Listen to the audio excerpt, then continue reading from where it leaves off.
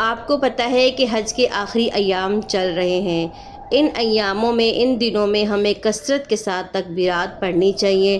اٹھتے بیٹھتے چلتے پھرتے آپ گھر کا کوئی بھی کام کر رہی ہیں یا آپ آفس میں بیٹھے ہیں، مرد حضرات آپ کچھ بھی کر رہے ہیں تو آپ نے کثرت کے ساتھ تکبیرات پڑھنی ہے۔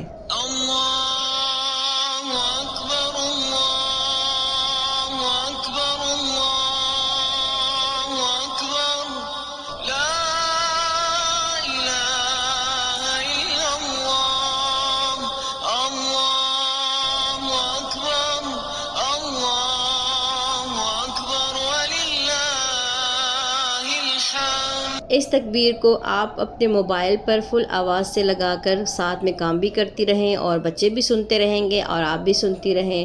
جب آپ سنیں گے تو خود بخود آپ کی زبان پر یہ ریویژن ہوتی رہے گی۔ تو یہ بھی ایک طریقہ ہے کہ آپ کام بھی کرتی رہیں اور اس کو سنتی بھی رہیں اور پڑھتی بھی رہیں، اور ساتھ میں آپ کے بچے بھی سن رہے ہیں، آپ کے مرد حضرات بھی سن رہے ہیں تو وہ بھی پڑھتے رہیں گے۔ آپ کے گھر کے روٹین وائز کام بھی چل رہے ہیں اور آپ سن بھی رہے ہیں اور آپ پڑھ بھی رہے ہیں۔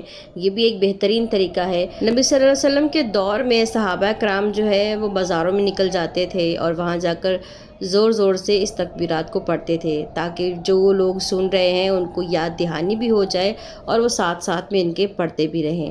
تو آج کل کے دور میں تو اللہ کا شکر ہے، اللہ نے بہت ساری فیسلٹیز دی ہیں، جیسے موبائل فون ہو گیا، ساؤنڈ ہو گئے، بہت زیادہ اسپیکرز وغیرہ ہو گئے، ٹی وی ہو گیا۔ تو ہم اس کے اوپر اس کو لگائیں اپنے گھروں میں ان دنوں میں، تاکہ آپ بھی سنیں، آپ کے بچے بھی سنیں، آپ کے مرد حضرات بھی سنیں، اور سارا دن گھر میں اللہ کا جو ہے وہ ذکر چلتا رہے اور آپ ساتھ ساتھ میں اس کو ریویژن کرتی رہیں۔ کیونکہ آج کل کے دور میں ہماری نسلیں جو ہیں وہ دن بدن دین سے دور ہوتی جا رہی ہیں، تو یہ بہترین طریقہ ہے کہ آپ کے بچوں کو پتہ ہوگا کہ حج کے ایام جب شروع ہوتے ہیں تو ان تقریبات کو پڑھا جاتا ہے، تاکہ ان کے مائنڈ میں یہ پہلے سے ہی جو ہے سیف ہو جائے گا کہ بھئی جب حج کے دن آئیں گے تو ہم نے یہ پڑھنا ہے، تو وہ اپنے بچوں کو سکھائیں گے اور ان کے بچے اپنے بچوں کو سکھائیں گے۔ تو یہ ایک بہترین طریقہ ہے میری نظر میں کہ آپ اس طرح سے بھی چلا کر ان کو سنائیں اور ساتھ میں پڑھیں اور ان کو بتائیں کہ یہ کیوں ضروری ہے اور کس لیے ہے۔